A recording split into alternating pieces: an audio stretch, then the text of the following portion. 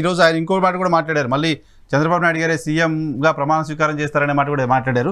సరే వెంకటరెడ్డి గారు, good evening అండి. సార్ వైఎన్ఆర్ గారు నమస్తే. మీకు ప్యానెల్లో అందరికీ హార్టీ ప్రేక్షకులందరికీ నమస్కారాలు. డిబేట్ చూస్తూ ఉన్నారు మీరు. రాజకీయ పార్టీలకు సంబంధించిన 3 కూటమిలోకి వెళ్తామేమని చెప్తున్నారు వెంకటేశ్వర గారు. 3 పార్టీల కూటమికి సంబంధించిన నాయకుల మాటలు విన్నారు. సో మీ కామెంట్ ఏంటి వీటిపైన? నారా లోకేష్ గారి కామెంట్స్ కావచ్చు, పొత్తులకు సంబంధించిన అంశం పైన కావచ్చు. వాళ్ళు కూటమిలోనే ఉన్నారు, లేరు, ఉన్నారు, లేరు, ఉన్నారు, లేరు, ఇదే కామెంట్ చెప్తాను సార్ దాంట్లో. ఎందుకంటే ఒక రోజు ఉన్నారు, ఒక రోజు లేరు. ఒక ఊర్లో ఉన్నారు, ఇంకో ఊర్లో లేరు. మీరు అనుకుంటారు మధ్యాహ్నం లేరు, మళ్ళీ సాయంత్రం ఉన్నారు. కాదు, మీరు అనుకున్నారు ఒక రోజు ఉన్నారని ఇంకో రోజు లేరని, మీరు అనుకున్నారు ఒక రోజు ఉన్నారని ఇంకో లేరని. వాళ్ళు ఇంకా అనుకోవట్లేదు సార్. మీడియా కూడా అట్లా. స్థానిక సంస్థల ఎన్నికల్లో సాక్షాత్తు భారతీయ జనతా పార్టీ ప్రతినిధిగా ఉన్నటువంటి ఎవరైతే మా ఎమ్మెల్సీ మాధవ్ గారే చెప్పారు జనసేన తెలుగుదేశం పొత్తులో ఉందని. అప్పుడు తెలుగుదేశం జనసేన అఫీషియల్ గా పొత్తులో లేరు, కానీ వాళ్ళిద్దరు పొత్తులోనే వెళ్ళారనేది సాక్షాత్తు బీజేపీ ప్రతినిధి మాధవ్ గారు చెప్పింది. తెలుగుదేశం జనసేన స్థానిక సంస్థల ఎన్నికల్లో కొన్ని చోట్ల పొత్తులు వెళ్ళింది, కొన్ని చోట్ల బీజేపీ జనసేన వెళ్ళింది. సాక్షాత్తు ఈస్ట్ వెస్ట్ గోదావరిలోనే రవికిరణ్ బాగా తెలుసు.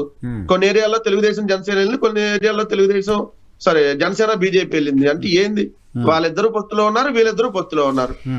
వీళ్ళ ముగ్గురు కలిసి ఎప్పుడు ఉంటారు అనే దాని మీద డిస్కషన్ నడుస్తుంది అంతే. వీళ్ళిద్దరూ ఉన్నారు, వాళ్ళిద్దరు ఉన్నారు, వీళ్ళ ముగ్గురు ఎప్పుడు ఉంటారనే దాని మీద డిస్కషన్. వాళ్ళ ముగ్గురు ఉండటం కోసం పవన్ కళ్యాణ్ గారు విపరీతంగా ప్రయత్నాలు చేస్తా ఉన్నారు. 4 సంవత్సరాల నుంచి రోడ్ మ్యాప్ అడుగుతా ఉన్నారు.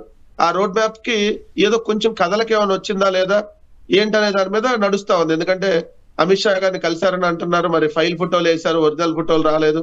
ఎందుకంటే అమిత్ షా గారిని కలిస్తే మామూలుగా అయితే ఫోటో దిగుతారు కదా. చంద్రబాబు నాయుడు గారికి ఉన్న పబ్లిసిటీ పిచ్చి ఈ భారతదేశంలో కాదు, ప్రపంచంలో ఎవరికి ఉండదు. మామూలుగా అమిత్ షా గారు 20 సార్లు ఫోన్ చేసి పిలిస్తే, మరి 20 సార్లు ఫోన్ చేసి పిలిచినప్పుడు అమిత్ షా గారు అక్కడ వెయిట్ చేయాలి కదా బయట రోడ్డు మీదే. తెలియదు సార్, నాకేం తెలిసింది. కలిశారని చెప్తున్న తర్వాత, కలిశారనే విషయాన్ని ఇద్దరు యాక్సెప్ట్ చేసిన తర్వాత మీకు అసలు ఆ డౌట్ ఎందుకు వస్తుంది? ఎవరు యాక్సెప్ట్ చేశారు? భారతీయ జనతా పార్టీ నాయకులు కలిశారని చెప్తున్నారు. తెలుగుదేశం పురంధేశ్వర్ గారు చెప్పారా చంద్రబాబు నాయుడును మోడీ గారు కలిశారు? నాకు తెలియదు అన్నారు, కానీ కలిశారు, వెళ్ళారు. వాళ్ళే తెలియనప్పుడు నేను ఎట్లా చెప్తాను సార్? బీజేపీ అధ్యక్ష పురంధేశ్వర్ గారికి తెలియదు.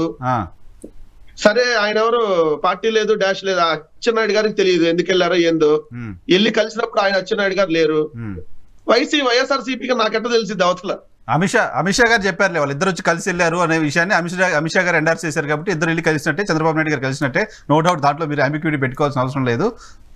Okay, very good. Amit Shah గారు అయితే డైరెక్ట్ చంద్రబాబు నాయుడు గారితో పొత్తు మీద ఇంకా డిసైడ్ కాలేదని చెప్పాలా? డైరెక్ట్ గా అయితే డిసైడ్ కాలేదని చెప్పి వాళ్ళిద్దరు కలిసిందని అయితే ఎండార్స్ చేశారుగా, క్లియర్ కదా. సరే, ఇప్పుడు మీరు అన్న వర్షంలోనే డిస్కస్ చేద్దాం సార్. Okay, very good. పొత్తులో వెళ్తున్నప్పుడు మరి చెప్పాలి కదా ఇప్పుడు. ఎందుకంటే ఇప్పుడు స్టీల్ ప్లాంట్ ని మేము అధికారంలోకి వస్తే మేము కొంటాం అనే దానికంటే అక్కడ ప్రైవేటీకరణ చేస్తుందే కేంద్ర ప్రభుత్వం కదా.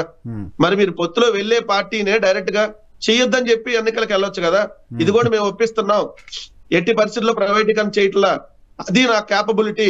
చంద్రబాబు నాయుడు అనే 45 సంవత్సరాల రాజకీయ ఇండస్ట్రీ అవతల మోడీకి షాక్ ఇచ్చాను. మోడీ దగ్గరికి వెళ్ళి మా ఆంధ్రప్రదేశ్ లో స్టీల్ ప్లాంట్ ప్రైవేటీకరణ చేస్తే ఎట్టి పరిస్థితుల్లో ఒప్పుకోను, మీరు నన్ను 50 సార్లు బతిలాడారు, అయినా నేను మీ దగ్గర పొత్తులోకి వచ్చా, ఇదిగోండి ఈ కండిషన్ కు ఒప్పుకొని వచ్చా. ప్రైవేటీకరణ చేస్తే సింపుల్ గా అయిపోయింది కదా. మళ్ళీ రాష్ట్ర ప్రభుత్వం బడ్డెన్ దేనికి? వాళ్ళు వచ్చేది లేదు, దానికి జరిగేది లేదు. కానీ ఇదే చెప్పొచ్చు కదా లోకేష్ గారు. లోకేష్ గారు మేము వస్తే కొంటామంటే కంటే వాళ్ళు వెళ్ళిన పార్టీ గురించి చెప్పొచ్చు కదా సార్. కేంద్ర ప్రభుత్వంతో పొత్తులోకి వెళ్తున్నారు కదా భారతీయ జనతా పార్టీకి, అదే చెప్పి వెళ్ళొచ్చు కదా. అదే చెప్పి వెళ్ళకుండా మేము వస్తే చేస్తాం, ఎన్నిసార్లు వస్తే చేస్తారండి చంద్రబాబు నాయుడు మోడీ గారు, చంద్రబాబు నాయుడు లోకేష్ గారు.